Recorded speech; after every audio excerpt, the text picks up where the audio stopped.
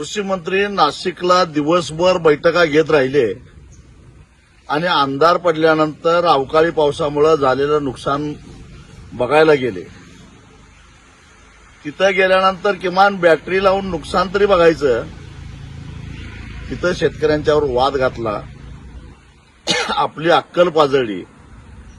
खरं तर एक बेअक्कल, बिनडोक आणि भंपक माणूस महाराष्ट्राला कृषी मंत्री मिळाला असं म्हणावं लागेल. याच कृषी मंत्र्यांनी शेतकऱ्याची तुलना भिकाऱ्याबरोबर केली आणि आता म्हणतायत की तुमचं कर्ज माफ झालं तर तुम्ही साखरपुड्याला पैसे खर्च करता, तुम्ही लग्नाला पैसे खर्च करता. त्यांना एवढी अक्कल पाहिजे की शेतकऱ्याचं कर्ज सरकार भरणार आहे आणि ते बँकेत भरणार आहे, शेतकऱ्याच्या हातात येणार नाही. मुळामध्ये कृषी मंत्र्यांनी एकदा त्यांच्याच मंत्रालयाच्या अखत्यारीत असणाऱ्या कृषी विद्यापीठांची शेती तोट्यात का आहे याचा अभ्यास करावा, शेती महामंडळाची शेती तोट्यात का आहे याचा अभ्यास करावा आणि मग शेतकऱ्याचं अर्थशास्त्र समजून घ्यावं.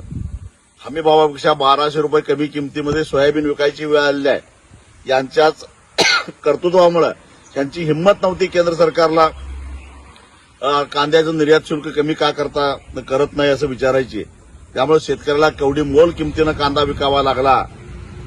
हरभऱ्याची अवस्था तीच झाली. हमी भावापेक्षा 400 रुपये कमी भावात हरभरा विकावा लागतोय. तुरीची अवस्था तीच आहे.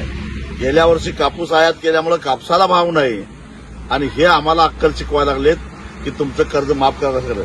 तुमची अवकात नव्हती, तुमच्यात हिंमत नव्हती, तर शेतकऱ्यांची मतं घेण्यासाठी आमचं सरकार आल्यानंतर तुमचा 7/12 कोरा करतो असं म्हणून शेतकऱ्याला फसवून त्याला गंडवून तुम्ही मतं का घेतली या प्रश्नाचं पहिल्यांदा कृषी मंत्र्यांनी उत्तर द्यावं.